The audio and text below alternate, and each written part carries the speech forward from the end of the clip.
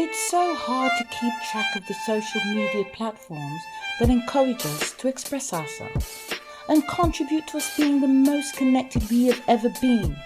Yet as people, we are so disconnected and so disenfranchised. Everyone wants to know what somebody else thinks, but this is not in order to celebrate diversity and ensure equity and inclusion, but rather to control your narrative, your direction, and decide your opportunities. We go in hard to expose, reinvigorate, and solidify our humanness and humanhood by having hard conversations centered around the question, is being a good person the same as being a good citizen? And who decides which is best? Everyone has feelings, beliefs, struggles, and dreams. But not everyone is bold enough or given the chance to speak openly about these and hold on to them. If you want to be sure you understand why society does not necessarily want good people, but instead wants good citizens, don't miss an episode.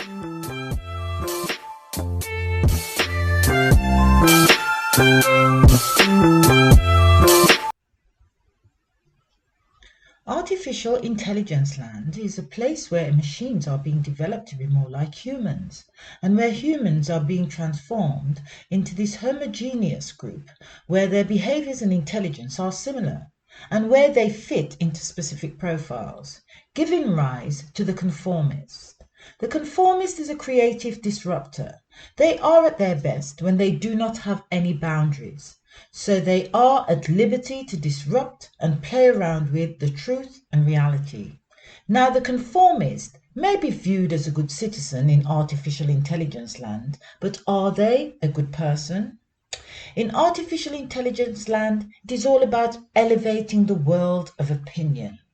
And I, like perhaps many of you, embrace the message contained in the phrase, "You are entitled to your opinion." Of course, we should be. It's a reflection of our belief, our judgment, and what we think. It's our view, and therefore our right.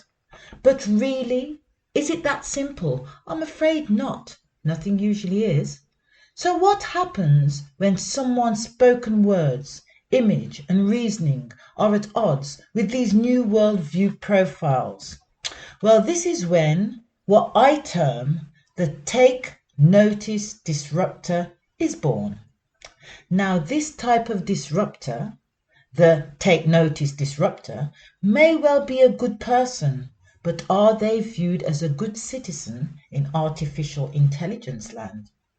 It is all well and good to have an opinion, but if we want our opinion to be treated as a serious candidate for the truth, then we have to ask ourselves, why do I think that? And is it based on fact or sentiment?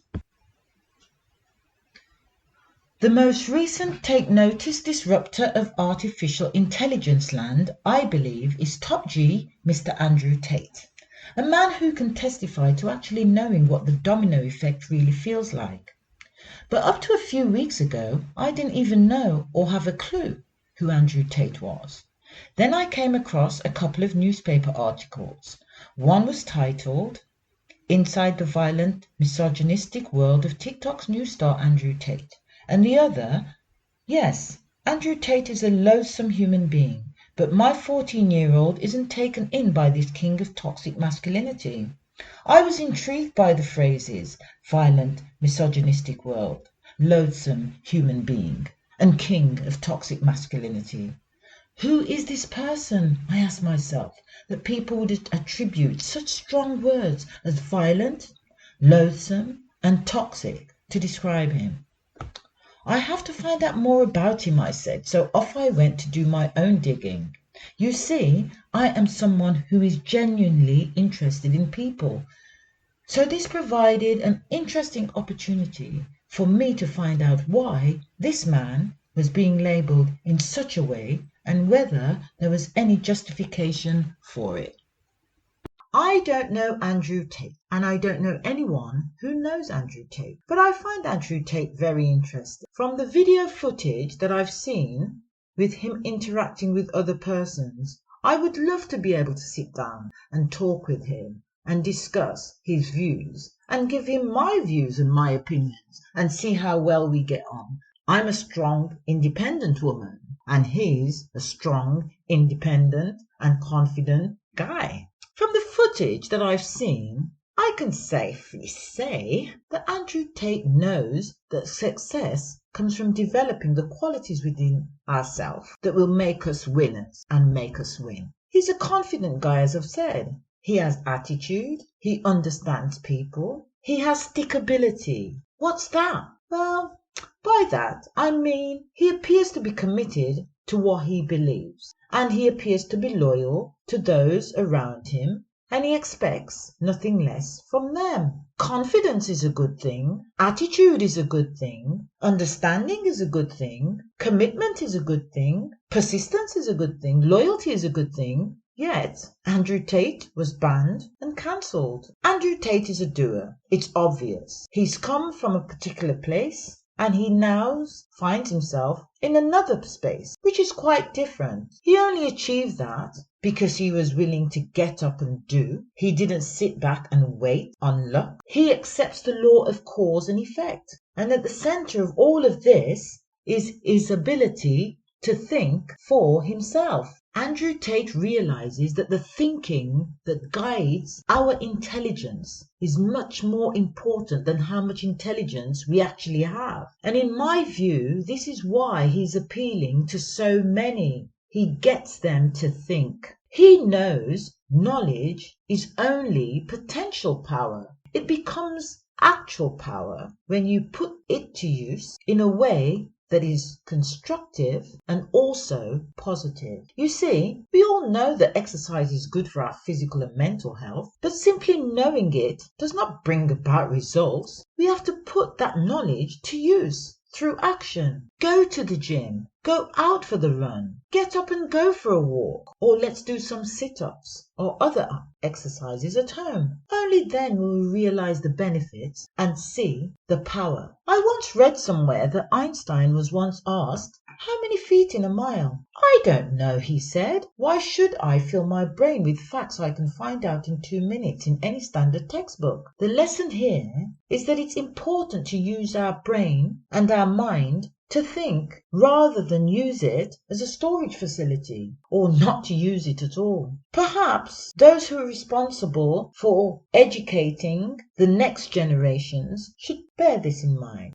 And well, while I would hope, I won't hold my breath that the powers that be in artificial intelligence land will take any notice of Einstein. Perhaps Frankenstein is more fitting. Reform your ways and your actions, and I will let you exist in this place. This is what artificial intelligence land is bellowing from the rooftops and showing in its actions of banning and cancelling individuals like Andrew Tate. But in artificial intelligence land, where increasingly reality, truth and morality are being eroded, when a disruptor like Andrew Tate comes along, then people are faced with an alternative choice, and one they seemingly like. And perhaps, like Jeremiah, they choose to reform their ways and their actions so they will be able to live in the real world and not just exist in artificial intelligence land. I was encouraged to make this podcast based on 2 newspaper articles that I saw. The first was titled "Inside the Violent, Misogynistic World of TikTok's New Star Andrew Tate." The words, like I said, that jumped out at me were the descriptive words of violent and misogynistic. But if we look at the literal meaning of violent, it means extremely powerful or forceful and capable of causing damage. Now, having heard the commentary and watched some of the videos of Andrew Tate, are we saying that he is extremely powerful or forceful and capable of causing significant damage, this one individual? And then if taken with the word misogynistic, which means a person who dislikes, despises, or is extremely prejudiced against women, then what we're saying is that his commentary has significant damage to women. That is what we're saying. That he's opposed to women. He despises women. He dislikes women. And as a result, what he utters from his mouth is detrimental to women. Misogynistic seems to be this new buzzword that's floating around in artificial intelligence land. It gets people's ears to prick up, and then it gets them to roll into action with opinions and commentary. The truth is, we live in societies that are deeply sexist, or if we're to use this new buzzword, misogynistic. And this is not at an individual level only. So why blame Andrew Tate? We are talking about misogyny at a systemic level. I'll repeat that. We are talking about misogyny at a systemic level. So why target an individual like Andrew Tate when we are giving others a pass, and those are the people who have the power to invoke real change in this area? We just need to take a look at how many women are the heads of countries to see how misogynistic societies really are. How many women in the UK, or in the UK, how many women are in top positions within the private and public sector? Affirmative action through targeted policies, targeted mandated policies, could correct this type of misogynistic behaviour. Instead, we are satisfied going after Andrew Tate. In a recent 2022 report published by the UK government, it was found that only 1 in 3 leadership roles are held by women. Is that not misogynistic? And only around 25% of all executive committee roles are held by women. Again, is that not misogynistic? And statistics show that there are only a very few women who hold the position of chief executive officer in companies. Only a very few women are in the chief executive officer position in companies. Is that not misogyny on display? Now, the other article that caught my attention, like I said, was the one that said, yes, Andrew Tate is a loathsome human being, but my 14-year-old isn't taken in by this king of toxic masculinity. Toxic, extremely harsh, malicious, or harmful. And masculinity. Masculinity is just the social expectations of what it means to be a man, the roles, behaviors, and attributes that are considered appropriate for boys and men in any society. So here again, we have a headline that says, really it's describing masculinity. So it's saying that Andrew Tate is loathsome because he is the king of toxic masculinity. Is being masculine toxic? That is really an interesting claim.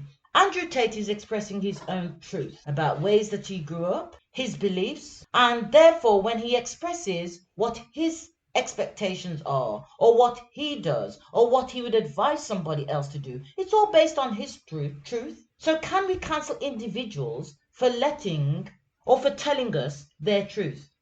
Now, if Andrew Tate is a demonstration of toxic masculinity that requires him to be cancelled or banned, then guess what? Let's take a look at James Bond. He's not attached to anyone socially. He sees women as objects and acts as if sex is a competition. He views his fancy cars and his slick manner and way of dressing as attractions to the opposite sex.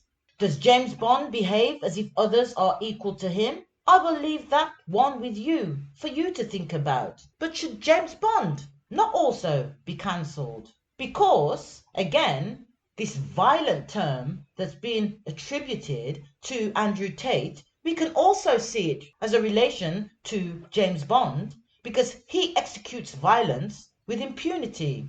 Some of you may say that it's in the movies, but how many young men and boys would love to be like James Bond? Perhaps we should do a survey. Yet, to want to be like Andrew Tate is wrong, because some newspaper article says he is a loathsome human being. So is Andrew Tate a human being that is repulsive and one who is causing hatred or disgust? Well, to be able to say that, or to be able to say yes to that question, you would have to know Andrew Tate intimately, I believe. More intimately than the TikTok and short YouTube video clips portray. And consider whether Saying yes to this question means you are denouncing masculinity. Because if that is the case, we have to start analysing characters like James Bond and movies like the trilogy 50 Shades of Grey. I told you earlier that one of my interests is people, the other is music. And the Andrew Tate episode, the reactions he has had and the way people view him and what he has said, I think resonates with the Jay-Z and Eminem track Renegade. This is why. In the Renegade song, it says they, quote, say that I'm foolish. I only talk about jewels. Do you fools listen to music or do you just skim through it? End of quote. Now, we can see that all of the commentary and all of the kerfuffle that has really gone around Andrew Tate has really been based on TikTok comments, the commentary by himself, but which have been taken out of context. They have been taken from longer pieces of video and put into a minute or 2 minute TikTok videos or YouTube short play videos and taken out of context. So, like the song says, do you fools listen to music or do you just skim through it? If we want to make an assessment of Andrew Tate, we have to actually look through his videos from start to finish, long form videos. Or if we can, read something that he's written so we can get his viewpoint, or if we're in a position to actually interview the guy and find out what he really thinks about specific things and interrogate him on these. The next thing I'd like to point out that it says in the song is that, quote, I bring it through the ghetto without riding around, hiding down, ducking strays from frustrated youths stuck in their ways. End of quote. Now, basically, this is what Andrew Tate has been doing. He's bringing to frustrated youths a different perspective. Why are the youths frustrated? There are so many youths who are frustrated today. Frustrated because of the way they look, frustrated because of how they can approach certain things, frustrated at the fact that they haven't got girlfriends, frustrated at the fact that they haven't got boyfriends, frustrated at the fact that girls won't talk to them or girls are rude to them in the case of boys, and the list goes on and on and on and on. Obviously, because Andrew Tate's message is focused towards young men, then he is alleviating some of this frustration from the youth by telling them to go to the gym, for instance. If you had some sort of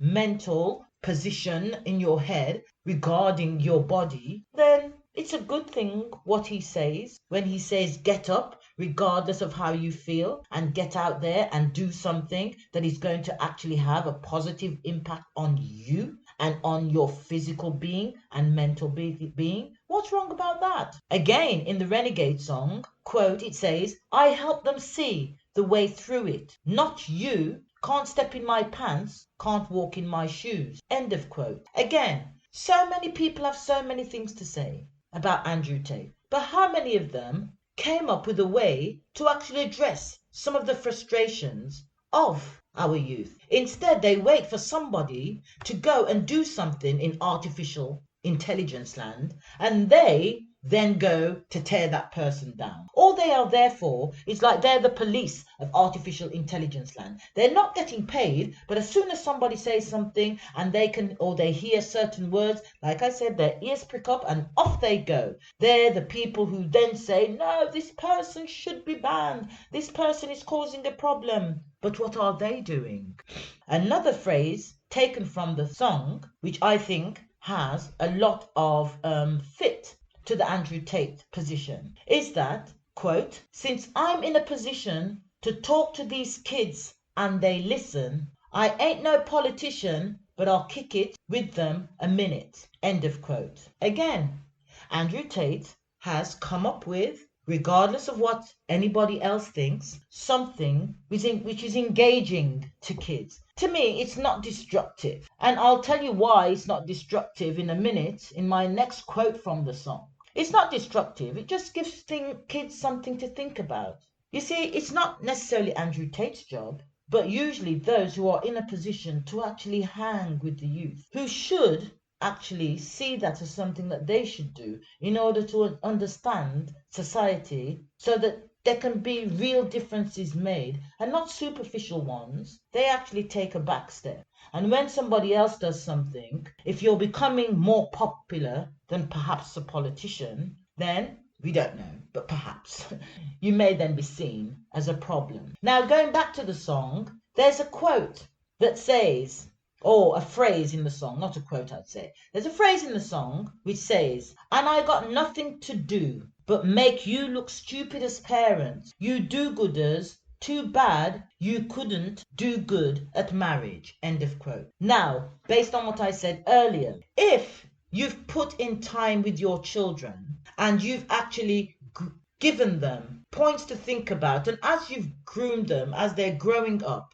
they have been filled with points where they can think, things that they can discuss, debate, and are rounded individuals, then it shouldn't be easy for somebody like Andrew Tate to just come in and switch their whole position without them giving it any thought. Obviously, if you've raised a thinking youth or a thinking young man, then that man can think and make a decision for himself, like the person in the article said. My 14-year-old isn't taken by Andrew Tate, isn't taken up by Andrew Tate.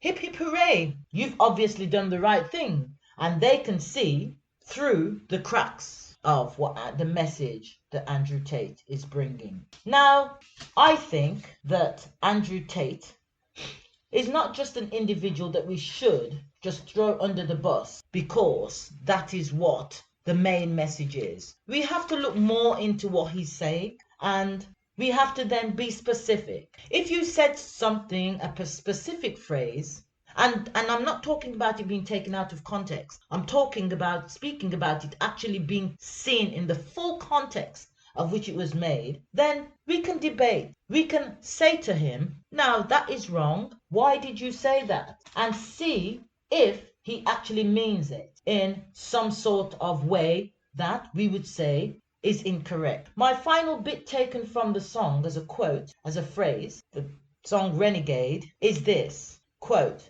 maybe it's hatred I spew, maybe it's food for the spirit, maybe it's beautiful music I made for you just to cherish, but I'm debated, disputed, hated. End of quote. I hope you'll think about that, because it's easy for us just to jump on a bandwagon, not knowing what really transpired, and run down this road like the snowball effect. Just run down this road of saying, this person's no good, this person's misogynistic, this person's no good, this person is sexist, this person's no good, this person's Andrew Tate. So, when I spoke of the Take Notice Disruptor earlier in this podcast, the name of this disruptor is the Renegade Disruptor. This person, unlike the creative disruptor, has different feelings and views from those being promoted in artificial intelligence land. And they may easily find themselves having to defend their truths and their beliefs. This was Ava Dana.